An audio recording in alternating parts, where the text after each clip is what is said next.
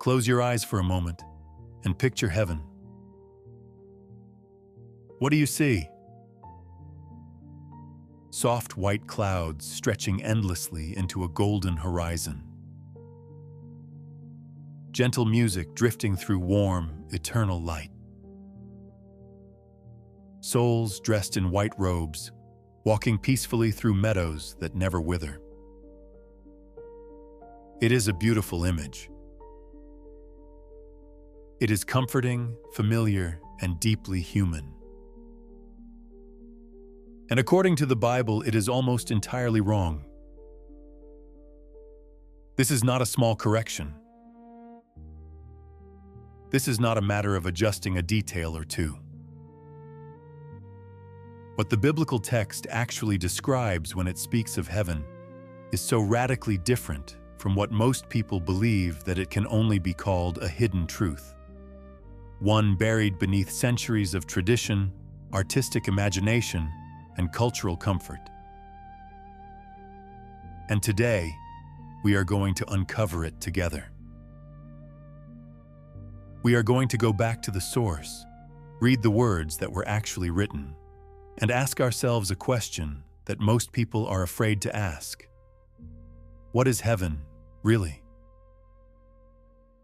Before we go any further, if you are someone who hungers for the deeper layers of Scripture, the parts that challenge you, the parts that unsettle you, the parts that make you feel like the ground is shifting beneath your feet, then this channel is for you. Subscribe now and make sure you stay until the end, because what we are about to reveal will permanently change the way you read the Bible. Let us begin with a confession. The image of heaven as a peaceful resting place in the clouds did not come from Scripture. It came from somewhere else entirely. It came from Greek philosophy, from Renaissance paintings, from medieval poetry, and from a deeply human need to believe that what waits for us after death is soft and painless and familiar. The ancient Greeks believed in a place called Elysium, a paradise for heroes where the blessed dead would enjoy eternal leisure. That idea, in various forms, worked its way into Western Christian imagination over the course of many centuries. And somewhere along the way, it fused with biblical language to create a version of heaven that feels spiritual, but is, at its core, something very different from what the prophets actually saw. Now consider what the prophet Isaiah wrote in the 6th chapter of his book. He describes a moment when the heavens opened before him and he was allowed to see something that no ordinary human eye was meant to witness. He did not see clouds. He did not see peaceful meadows. He saw a throne, high and exalted, lifted above everything, with a presence upon it so overwhelming that the very fabric of the vision trembled with its weight. Around the throne were beings, not angels with soft wings and gentle faces, but creatures called seraphim, each with 6 wings, crying out with voices so powerful that the doorposts of the temple shook and the entire space filled with smoke. And Isaiah's immediate reaction was not peace. It was terror. His exact words were, "Woe is me, for I am ruined." That is the biblical heaven. Not a place that fills you with gentle warmth. A place that breaks you open the moment you encounter it. A place so saturated with holiness and power that a human being, upon catching even a glimpse of it, believes himself to be destroyed. This is the heaven that Isaiah 6 describes. This is the heaven that Ezekiel chapter 1 describes. This is the heaven that the book of Revelation describes in passage after overwhelming passage. It is not a destination for tired souls looking for rest. It is the throne room of an infinite, all-consuming God, and everything in it reflects that reality. But why has this version of heaven been so consistently hidden from us?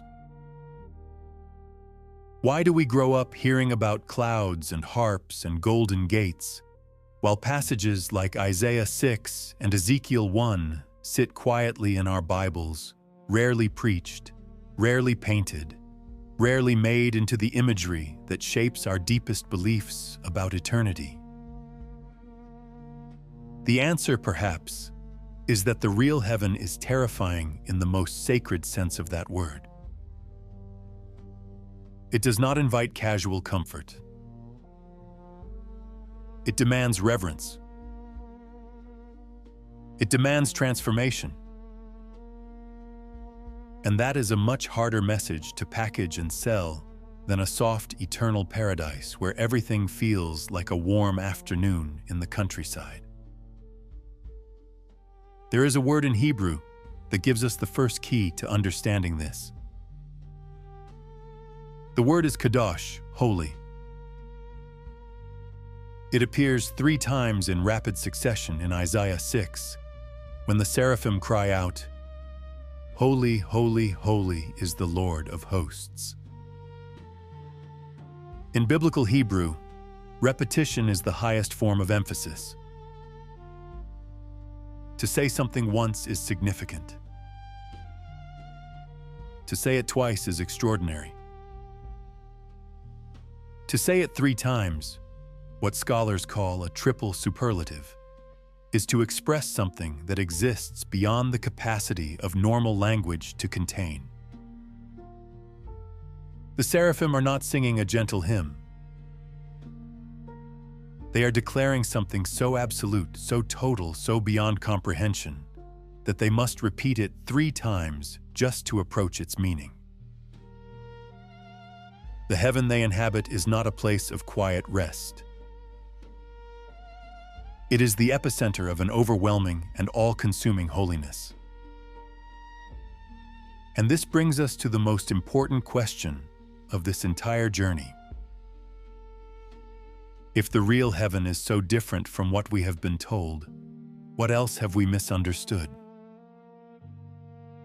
What other truths are waiting inside the text, hidden beneath the surface of familiar stories and comfortable traditions? Because heaven is not the only thing the Bible describes in ways that most people have never fully confronted. The deeper you go into Scripture, the more you begin to feel that you are standing at the edge of something vast, something that was never meant to be tamed or simplified or turned into a greeting card.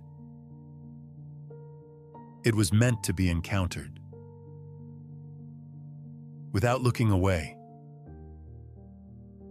And that is exactly what we are going to do together in the chapters that follow. We left off standing at the edge of something vast, something that the prophets struggled to name, that painters have never truly captured, and that most Sunday sermons quietly avoid. Now we go deeper. Now we step inside. Because the Bible does not simply tell us that heaven exists, it describes it. In extraordinary, almost impossible detail. And what it describes is not a place built for human comfort. It is a place built for the glory of an infinite God, and everything within it reflects a scale and a power that the human mind was never designed to fully process. Let us begin with the throne. In the 4th chapter of the book of Revelation, the Apostle John is taken up in the Spirit and brought before the central reality of all of heaven. And the first thing he sees, the thing that dominates everything else, is a throne. not a symbol, not a metaphor. A throne set in the very heart of heaven, with one sitting upon it whose appearance John can only compare to the blazing light of jasper and carnelian stone. Around the throne is a rainbow that looks like an emerald. From the throne come flashes of lightning, rumblings, and peals of thunder. Before it burn 7 torches of fire, and surrounding it is a sea of glass, like crystal, stretching out in every direction. This is not a peaceful garden. This is a command center. This is the operational heart of all existence, radiating authority and power in every direction simultaneously. But the throne is not alone. Around it, John describes 4 living creatures, and this is where the text begins to feel genuinely unsettling to the modern reader. The first creature is like a lion. The second is like an ox. The third has the face of a man. The fourth is like a flying eagle.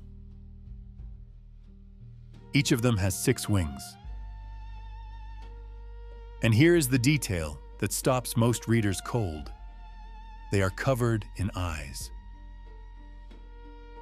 Not just on their faces, covered in eyes all around, including under their wings. These are not the gentle cherubs of Renaissance ceiling paintings. These are ancient, alien, and utterly beyond anything in human experience. They exist to do one thing without ceasing, day and night, without pause, without rest. Declare the holiness of the one who sits on the throne. Now, some readers encounter these creatures and immediately reach for a comfortable explanation. They are symbols, we tell ourselves. They are poetic images, literary devices, metaphors for divine attributes. And while it is true that biblical imagery carries deep symbolic meaning, we must be careful not to use symbolism as an escape hatch from the raw power of the text. Ezekiel chapter 1 describes creatures remarkably similar to these.